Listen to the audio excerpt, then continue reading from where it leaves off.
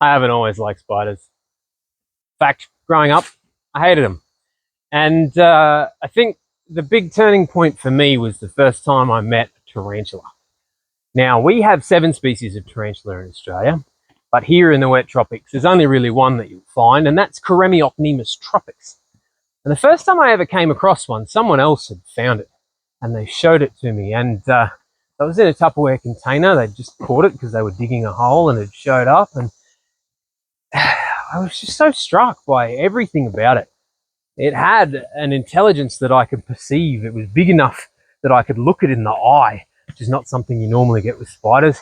And it just had such a gentle nature.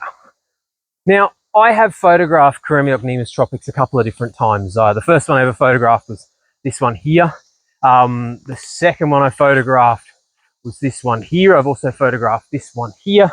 And I've always found them to be an incredibly gentle spider. One of the things that I find really interesting about them is that although they are a venomous spider and they could actually do you a bit of mischief, I mean, they've been known to do serious harm to kids and small pets, they don't like to bite. They don't want to bite. When they're antagonized, they will raise their legs in a defensive posture to show you their red underbelly, their chest, where their fangs are, to show you that they mean business. And then they'll just sit there like that and hope you get the point. And if you continue to antagonize them, and don't do this, but I have done it for scientific purposes, they will actually use their legs to slap the thing that's antagonizing them instead of biting it. Like, if you've got a weapon and you show people your weapon and then you avoid using the weapon, what's the weapon for? But at the same time, I get it. I mean, venomous animals, not just spiders, but snakes, dangerous animals, you know, things like crocodiles and sharks, they don't just go around attacking things willy-nilly. There's no benefit to anybody in that business. What they do is they save it for when it counts. And when it counts is when they're feeding. But being antagonized by something that you can scare away without wasting venom on, well, that's a very sensible choice.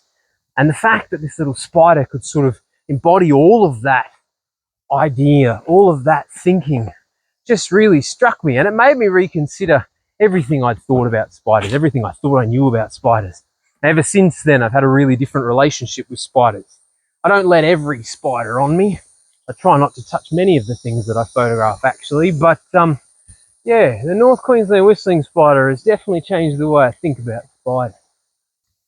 Unfortunately, the North Queensland whistling spider and the rest of the tarantulas in Australia are all under threat. Like most of our environmental assets, they're not very well protected.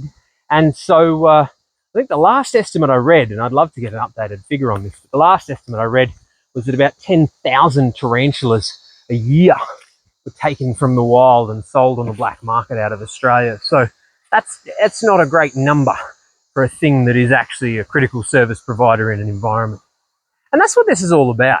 All this photography is not so that you will turn around and love spiders or go out and get a pet one. If anything, it's totally the opposite. I want you to leave them alone. I want you to leave them where they are. But I want you to appreciate that they have a value where they are, because especially with things like spiders, around the home, around the yard, around the workplace, we tend to deal with them rather ruthlessly. I know I did when I was younger.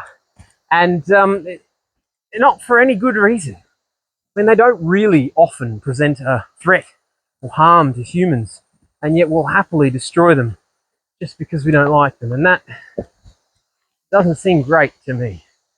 So next time you see a spider, without touching it, look it in the eye, just think about it without killing it. How hard can that be, right? Right, you might like it.